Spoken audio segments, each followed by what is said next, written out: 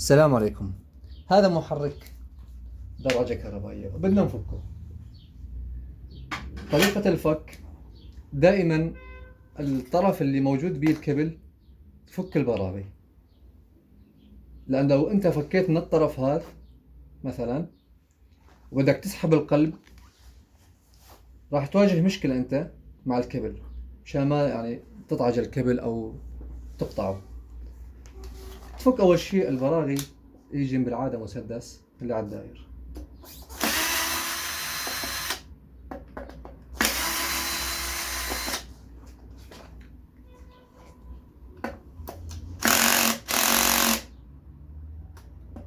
افتح المسدس عادي.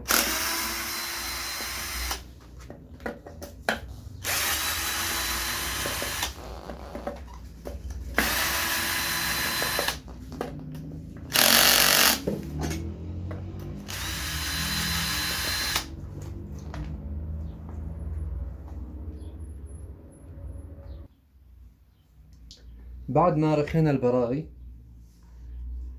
بدك شوف تشيل الكوليات من مكانهم.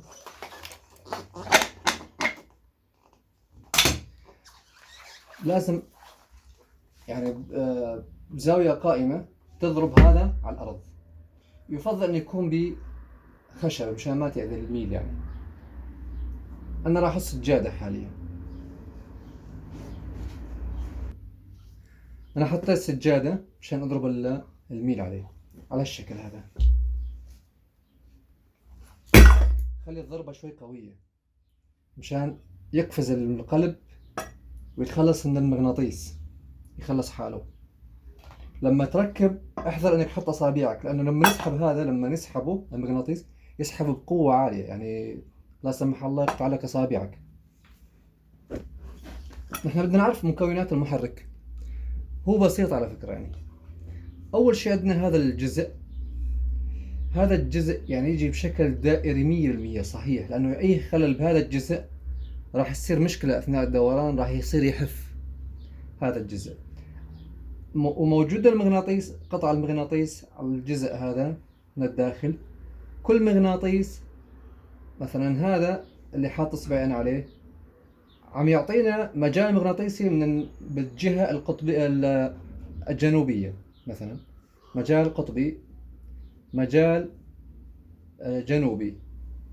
المغناطيس اللي بحده يعطينا مجال شمالي، اللي بعده جنوبي، شمالي جنوبي، شمالي جنوبي، على الشكل هذا. المحرك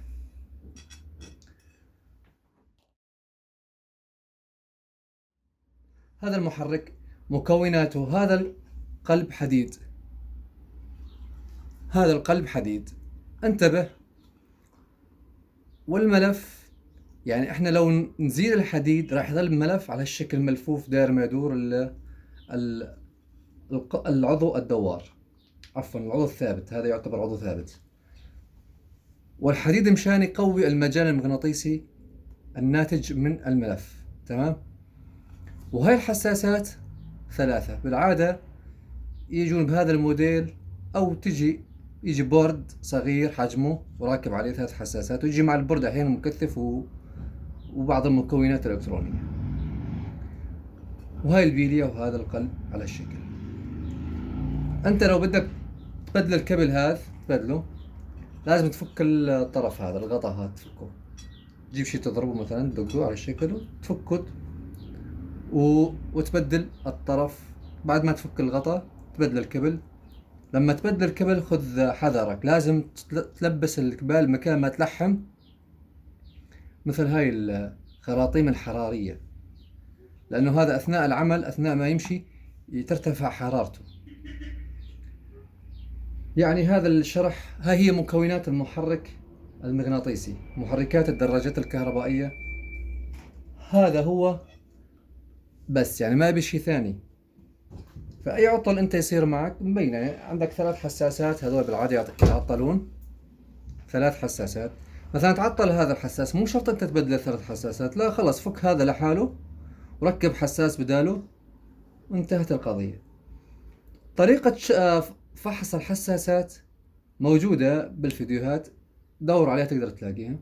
أنا حطيت شرحين أكثر من شرح لطريقة فحص الحساسات، وطريقة فحص الملفات نفس الشيء. أنا حطيت فيديو مشان تعرف أنت إنه ملف، إذا هذا الملف مثلا محروق من القلب ولا مو محروق.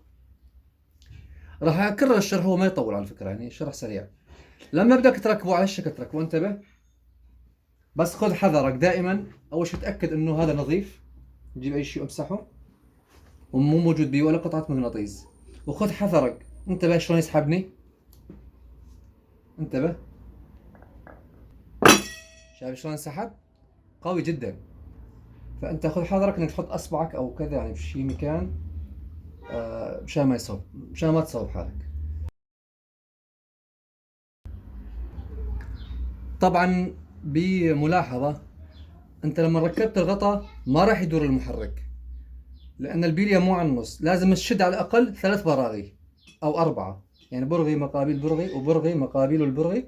اكرر، لما تحط القلب مكانه ما راح يدور معك القلب، ضروري لأن البليات مو على النص. لازم تركب على الأقل 4 براغي، 4 براغي، برغي مقابل برغي وبرغي مقابل برغي، وبعدين تصير تدوره بيدك. حاليا ما راح يدور، ما يفتل، لأنه مو صاير على النص. لحتى يصير على النص لازم تشد البراغي. أول شيء نشده على النص، نتأكد.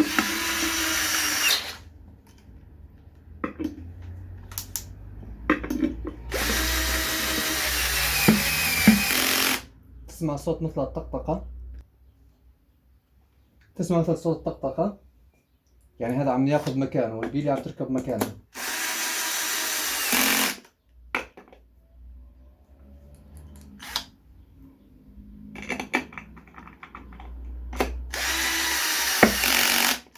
شفت بعد ما شدينا؟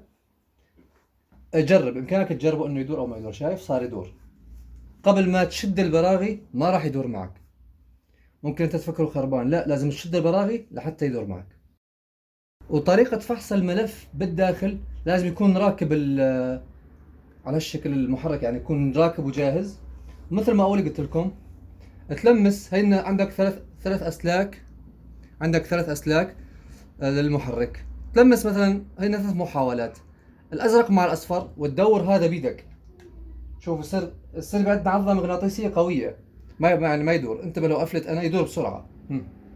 شايف يدور برياحة. اما لما تشد ما يدور، يصير ثقيل جدا. هذا يعني انه شغال. وتجرب السلك الثاني الاصفر مع الاخضر، نفس الشيء، لازم يعطي عضلة مغناطيسية. اخر محاولة هي تلغي الاصفر، تجرب الازرق مع الاخضر وتدور. لازم يكون ثقيل.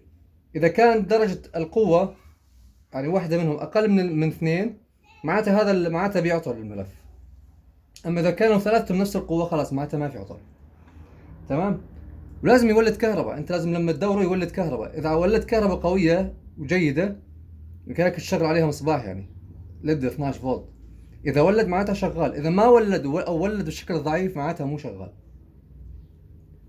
يعني هذا اختصار، هذا شرح مختصر عن محرك الدراجة الكهربائية، أو بشكل عام المحركات المغناطيسية.